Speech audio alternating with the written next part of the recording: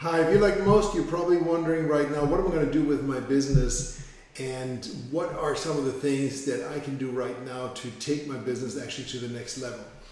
If that's something you're asking yourself, then this video is for you. Hi, I'm Heimann, and thank you so much for tuning into this Real Estate Success 2020 episode. Obviously, we're right now in the midst of the coronavirus challenge, and I personally think anytime you have a crisis, of course you have the danger component, but you also have tremendous opportunity.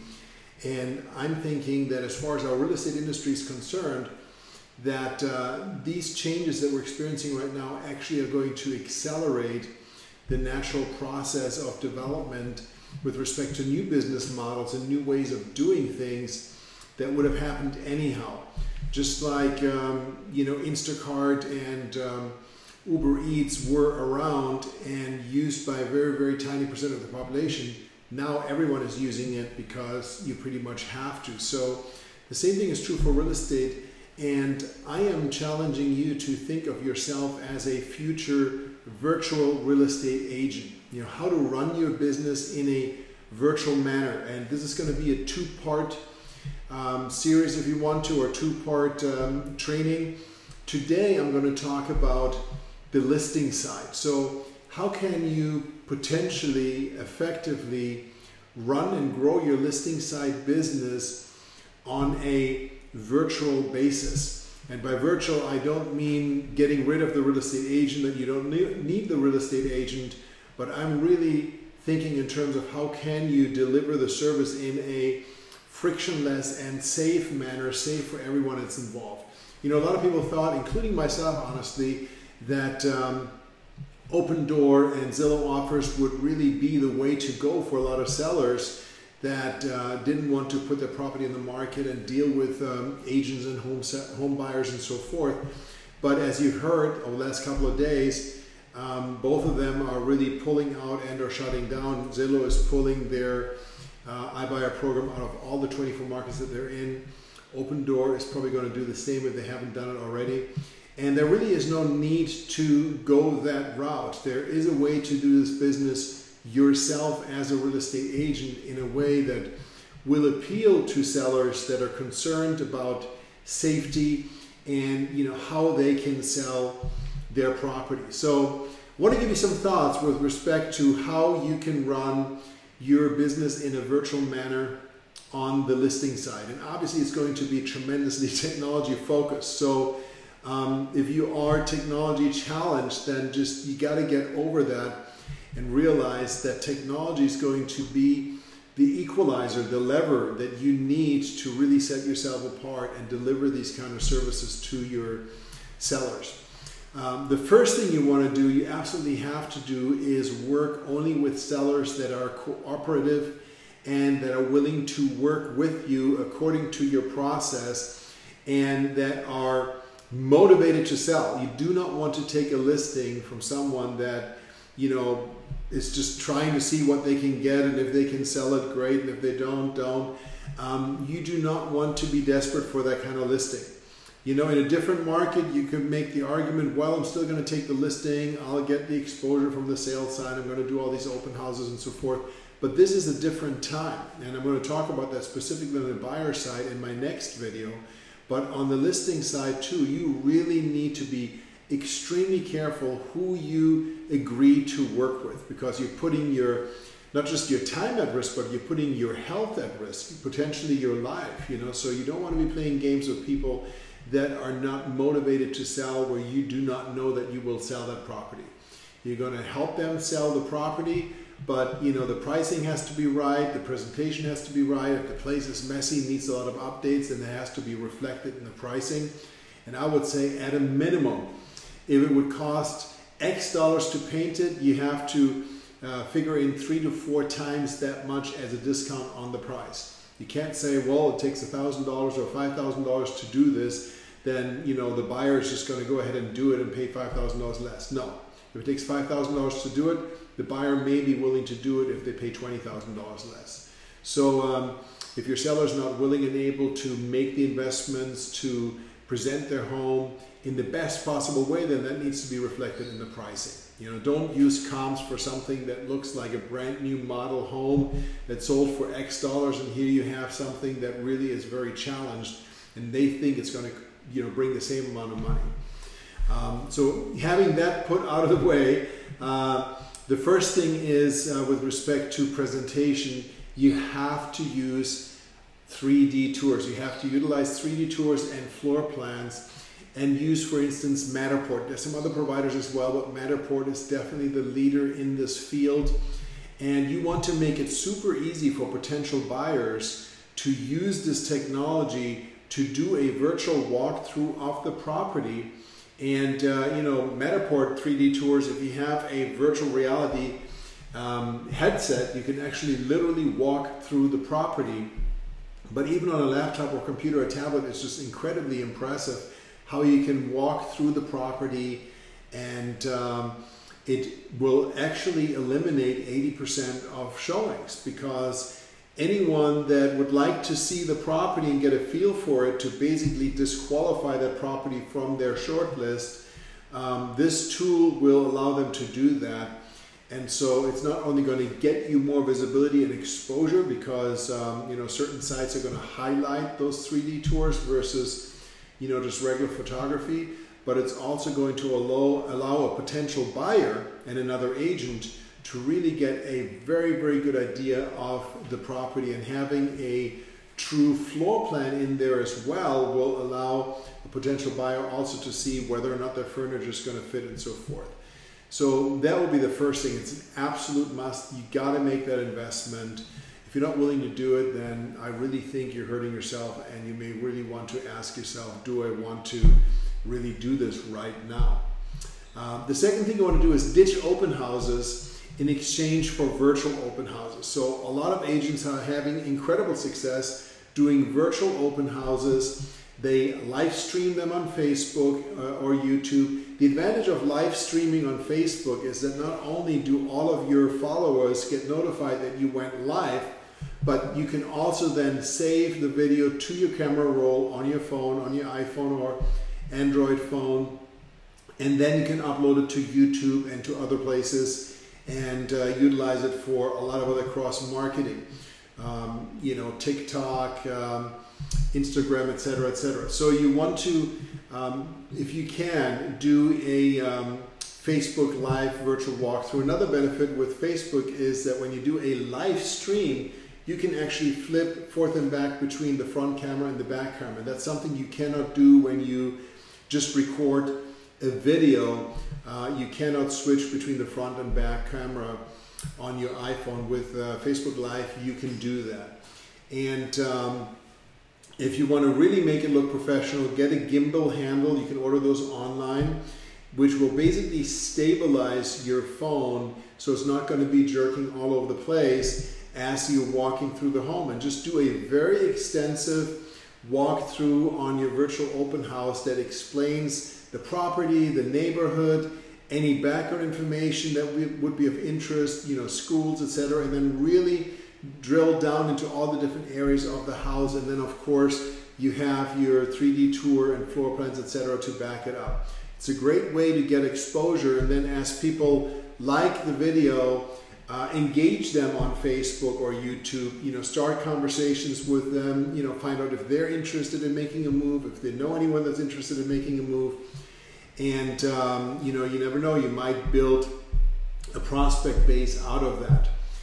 The next thing you want to do is consider doing virtual video tour showings. So the difference between that and a Facebook Live is that, you know, the Facebook Live videos you do something you do at a given time.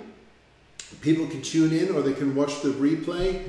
A virtual video tour showing is a personalized one-on-one showing, but you're using FaceTime or WhatsApp or Facebook Messenger to do a video call.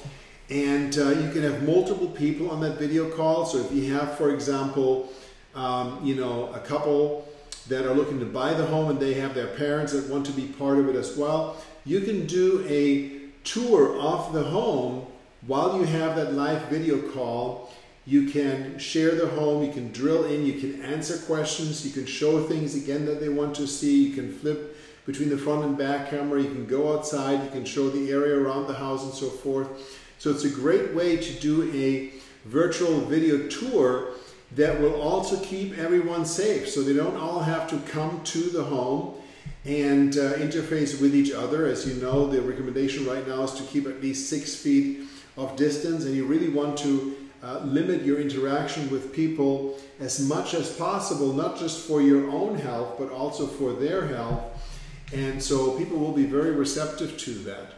And again, using these type of video calls can really create an interactive type of presentation. You also want to use video calls to talk to your prospects, to discuss what their plans are, to get feedback on showings, etc. A great tool on the computer is Zoom, but again, you can also use FaceTime or WhatsApp or Facebook Messenger to do that.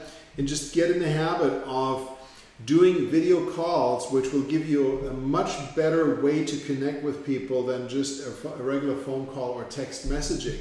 And you know, a great thing is if you use WhatsApp, for example, to communicate with people, or Facebook Messenger, or you know, iMessage, if everyone has an iPhone, including the people on the other side, you can have a chat going on and say, hey, why don't we hop on a quick video call? And just literally in a second, you're online on the video call, and you can communicate with each other in a way that is just not possible on a regular phone call. And it really emulates what you would have happen if you all got together in the office. But obviously, even if there wasn't a coronavirus issue, it doesn't make sense for everyone to jump in the car and drive to the office. And you know, even if you're at the office all the time, wasting an hour or two of your customers' time when you can hop on a video call.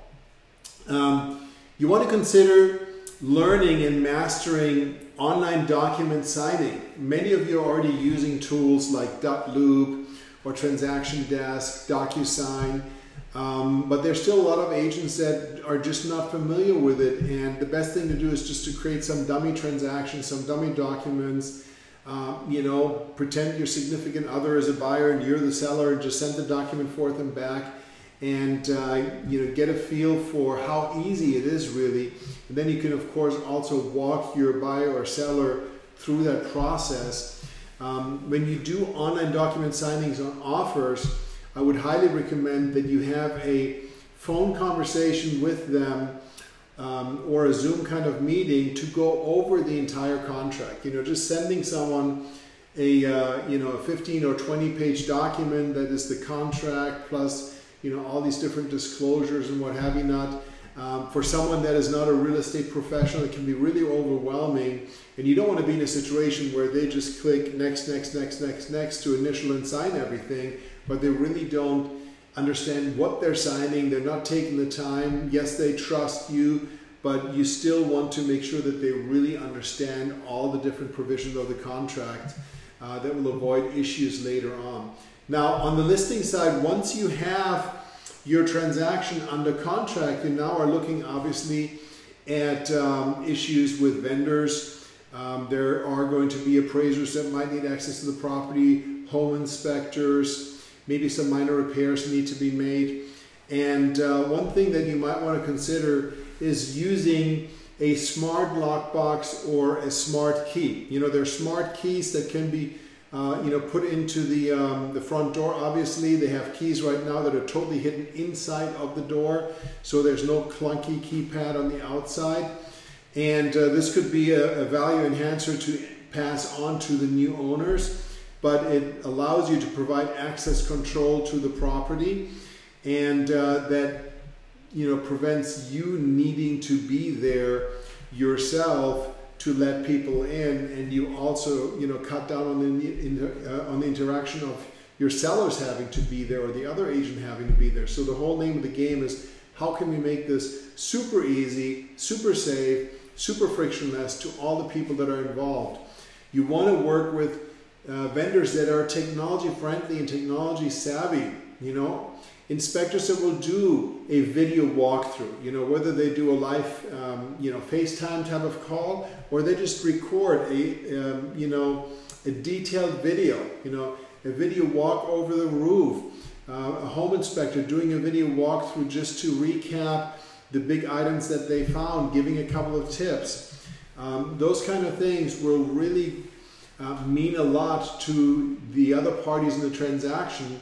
So you want to talk to vendors that are technology friendly, that are willing to do that. In this day and age right now especially, I think anyone is going to be very happy to get an opportunity to do some business, and if you can provide it to them in a safe fashion where they don't have to interact with anyone personally while they're doing these things, if they're willing to utilize technology, this could be a win-win for everyone involved. And then finally, take a look at utilizing remote online notary, also known as RON, R-O-N, and e-closings wherever possible.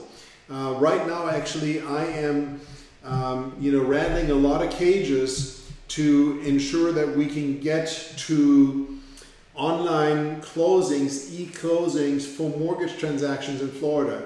Effective January 1st of 2020, e-closings are legal in the state of Florida. The big challenge is when it comes to, number one, title insurance companies that have certain underwriting criteria, so they can be challenging. And then you have the mortgage lenders that have their own criteria. So while in theory e-closings are possible and super easy, you want to find vendors that are willing to do that. And there's no reason actually right now why you couldn't do e-closings for cash transactions, meaning people can do it from their home, from wherever they are, out of state or even out of the country, and have the documents notarized, and then they're electronically recorded. And ideally, you would want to be able to do that with lenders as well. So I'm looking into this, and I'm going to post updates as I get more information on my blog at thomasheimann.com. And I'm going to post the link here in the comments underneath the video. So you might want to check that out and follow it. And also make sure you subscribe to the channel, or like the Facebook page that you're seeing this on, wherever you happen to see this video, as I will post updates in the coming days on this subject very specifically. How can we close transactions electronically? If we use this technology that is available to us right now, and unfortunately it's not yet integrated, so we have to use different tools and pieces, but if we use it effectively, there really is no reason why we cannot sell real estate and drive transactions in a very safe manner without there being any need for face-to-face interactions with people. And so even if this is going to be a prolonged challenge or crisis with the coronavirus, if we are creative and smart, there are opportunities for us to buy and sell real estate. There are still people looking to invest in real estate because it's a great safe haven, as opposed to cash or the stock market, obviously, which is incredibly volatile at the moment. And there are also people still looking to retire and move. They realize that this is a temporary situation. This is not going to be permanent. But the great thing about this is that it forces us to focus and rethink about how do we do our business. And if you're stuck in the situation that I need to do things the way I've always done them, I don't want to change, then you may find yourself in a situation where you're kind of stuck until things move on. If you look at this as an opportunity, how can I run my business differently, and how can I set myself apart and then be a leader in this business by providing virtual listing services, virtual buyer services. I'm the guy that allows my clients to close online, etc., etc. Then this is going to pay huge dividends in the months and years to come. Hope you got something of value from this video. And again, if you like it, please subscribe. If you're on YouTube, please subscribe to my channel and click on the little alarm bell so you get notified when new videos are coming out. And in the next couple of days, I'm going to do a video on the buy side, how to run your business, your buyer side business, in a virtual manner in this day and age. Thank you so much again. I'm Thomas Heimann. Until next time.